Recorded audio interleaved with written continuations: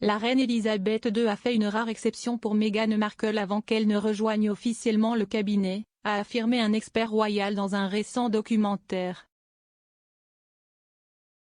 Meghan et son mari, le prince Harry, ont pris leur retraite en tant que membres de la famille royale il y a 2 ans et ont déménagé à Montecito, en Californie, où ils vivent avec leurs 2 enfants.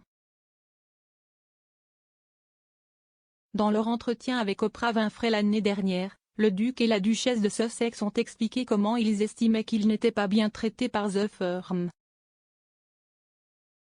Cependant, de nombreux experts ayant un aperçu de la famille royale ont affirmé que le couple avait été chaleureusement accueilli. En effet, la reine a même fait une exception sans précédent pour Meghan à Noël en 2017, selon le chroniqueur et expert royal Richard Kay. La famille royale a passé ses Noëls à Sandringham pendant des décennies et il est généralement réservé à la famille uniquement, ce qui signifie que les partenaires ne reçoivent une invitation qu'après le mariage. Cependant, la reine aurait rompu cette tradition pour la fiancée de Harry. Meghan est devenue la première fiancée royale à passer Noël avec la famille royale à Sandringham. Richard Kay a déclaré au récent documentaire de Channel 5, Harry et Meghan contre la monarchie, qu'il s'agissait d'une exception rare. Il a dit, tu parles d'un baptême du feu. Voici une rare exception faite.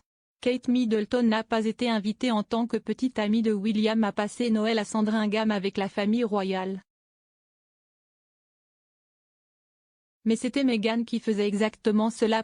Kate, duchesse de Cambridge, n'a passé Noël à Sandringham qu'en décembre 2011, après son mariage avec le prince William. Célèbre, Sarah Ferguson, affectueusement connue sous le nom de Fergie, a été évincée de la famille Noël après son divorce avec le prince Andrew en 1996. Il est entendu que le prince Philippe ne supportait pas d'avoir son ancienne belle-fille à la fête de famille, elle n'a donc pas été invitée à l'événement. L'année dernière, on pensait que Fergie serait ramenée du froid, mais la duchesse est restée au Royal Lodge, la maison qu'elle partage avec son ex-mari, tandis que sa famille a passé Noël à 5 km au château de Windsor. Grant Harold, qui était majordome du prince de Galles de 2004 à 2011, a souligné l'importance de l'invitation de Meghan. Il a déclaré au documentaire, la reine est très stricte en matière de famille, et donc être invitée était une chose assez importante. Je suis sûr que Meghan Markle était absolument terrifiée. L'année dernière, la reine a dû briser ses traditions de Noël en raison de la pandémie de Covid-19. Sa Majesté a dû annuler le déjeuner à Sandringham, célébré au domaine depuis 1988. Il s'agissait du premier Noël de la monarque sans son mari, le prince Philippe. Plus tôt cette année-là, le service funéraire de Philippe a été grandement simplifié en raison des restrictions de Covid. Seule une petite liste d'invités était autorisée et, pour respecter le règlement, la reine devait s'asseoir seule dans la chapelle. Le palais de Buckingham a annoncé qu'un service d'action de grâce en l'honneur du prince Philippe aura lieu à l'abbaye de Westminster ce mois-ci.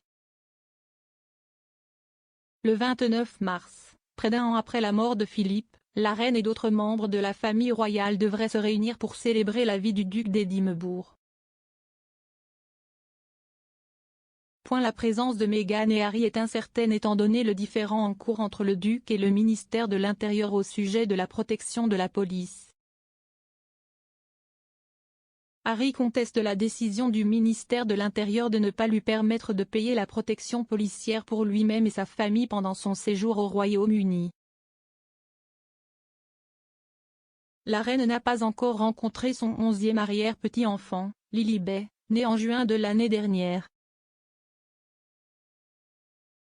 Il a été rapporté que Sa Majesté aimerait désespérément la voir.